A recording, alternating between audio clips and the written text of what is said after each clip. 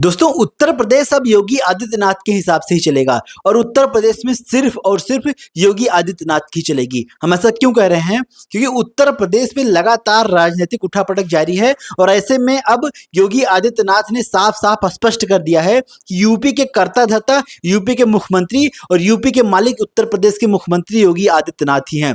दोस्तों जिस प्रकार से लोकसभा चुनाव के बाद से लगातार उत्तर प्रदेश में राजनीतिक उठापटक जारी थी, उसके परिणाम के बाद से ये बताया जा रहा था कि योगी आदित्यनाथ के कारण से प्रदर्शन डाउन रहा कहीं ना कहीं यूपी में। भारतीय जनता पार्टी अच्छा नहीं कर पाई और महज चंद सीटों पे सिमट के रह गई। लेकिन उत्तर प्रदेश में को समझना होगा तो देखना होगा कि योगी आदित्यनाथ की वजह से ही शायद भारतीय जनता पार्टी की जो कुछ सीटें आ भी गई हैं वो आ गई हैं, वरना अगर योगी आदित्यनाथ का हाथ ना होता ये योगी आदित्यनाथ के ही हिसाब किताब में था। दोस्तों जिस प्रकार से यूपी चुनाव के बाद से योगी के हटाने की बात चल रही थी लगातार, ऐसे में अब योगी ने संदेश दे दिया है कि यूपी के मालिक सिर्फ और सिर्फ योगी आदित्यनाथ हैं। इसका हम एक एग्जांपल देते हैं कि उत्तर प्रदेश में दुर्गा शंकर मिश्रा जो कि लगातार मुख्य सचिव बने हुए थे उत्तर प्रदेश के, वो रिटायर हो चुके हैं। अब योगी आदित्यनाथ ने मनोज कुमार सिंह को नियुक्त कर दिया है। मनोज कुमार सिंह वही अधिकारी हैं जो योगी आदित्यनाथ के बहुत ही करीबी हैं, एक कट्टर आईएएस अधिकारी हैं। और अब योगी आदित्यनाथ कहीं ना कहीं ब्यूरोक्रेसी पे सख्ती करना चाहते हैं और ब्यूरोक्रेसी उत्तर प्रदेश की अच्छे ढंग से चले, इसलिए उन्होंने मनोज कुमार सिंह को नियुक्त किया है और ये प्रदर्शित किया है कि कहीं ना कहीं योगी आदित्यनाथ का हिसाब किताब अब यूपी में बराबर चलेगा। जिस प्रकार से लोकसभा चुनाव के बाद से केशव प्रसाद मौर्य को 5 दिनों तक लगातार दिल्ली तलब किया गया था, दिल्ली में केशव प्रसाद मौर्य 5 दिन तक रुके थे। उसके बाद से अंदाजा लगाया जा रहा था कि केशव प्रसाद मौर्य उत्तर प्रदेश के मुख्यमंत्री बन जाएंगे और योगी आदित्यनाथ को भारतीय जनता पार्टी हटा देगी, क्योंकि योगी आदित्यनाथ को दिल्ली में एक नेता है भारतीय जनता पार्टी का बड़ा नेता, वो पसंद नहीं करता है।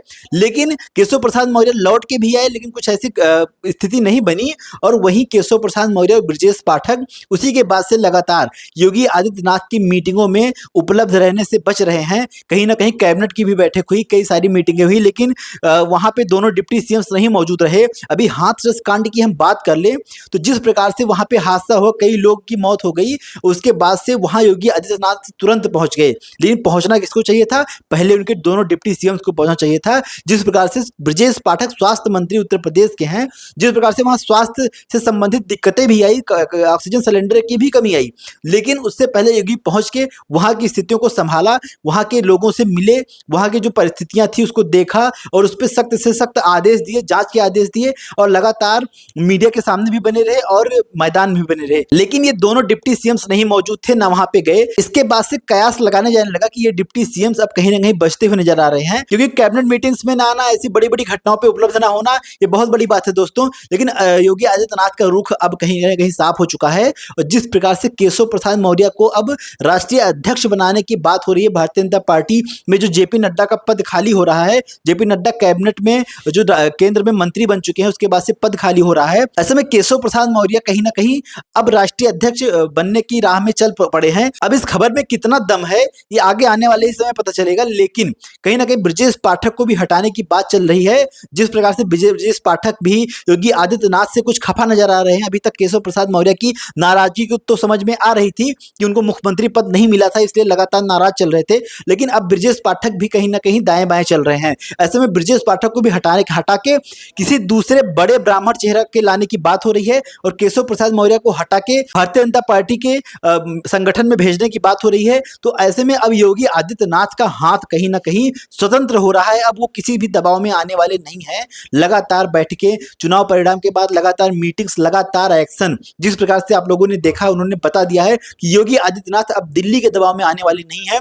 कोई भी नेता हो, कोई भी बड़ा नेता हो, उसके दबाव में आने वाले नहीं है, क्योंकि आपको याद होगा जब AK शर्मा को मुख्यमंत्री बनाने की बात हो रही थी, तब उत्तर प्रदेश में इतना बड़ा विरोध हुआ था, इतने प्रदर्शन हुए थे कि अगर AK शर्मा उत्तर प्रदेश के मुख्यमंत्री बन गए तो कहीं ना कहीं उत्तर प्रदेश की जनता भारतीय जनता पार्टी को हराने का काम करेगी, क्योंकि उत्तर प्रदेश की जनता ही नहीं, देश की जनता भी, देश के बड़े स्टार प्रचारक भारतीय जनता पार्टी के लिस्ट में सबसे ऊपर योगी आते हैं और देश की जनता योगी को लाइक करती है, पसंद करती है। आने वाले समय के प्रधानमंत्री के रूप में देश की जनता योगी आदित्यनाथ को ही देख रही है।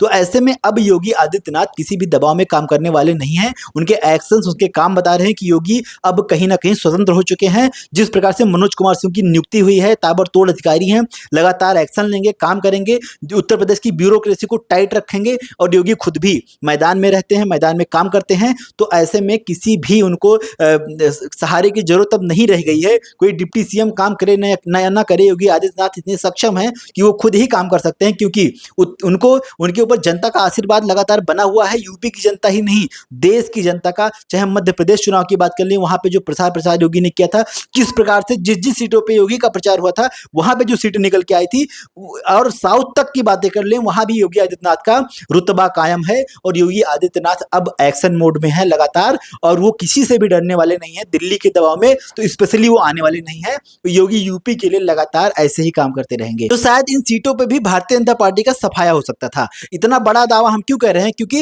योगी आदित्यनाथ ने जो 30 से 35 सांसदों की सूची दी थी, उसको तो भारतीय जनता पार्टी ने काट ही दिया था, लेकिन जो बचे सांसद थे उनकी भी लाज योगी आदित्यनाथ ने कहीं ना कहीं बचाई थी। क्योंकि इतनी सारी रैलियां, इतने सारे कार्यक्रम, छोटे छोटे जगहों पर जाना और कार्यक्रम करके किसी तरीके से वोटर्स को साधना,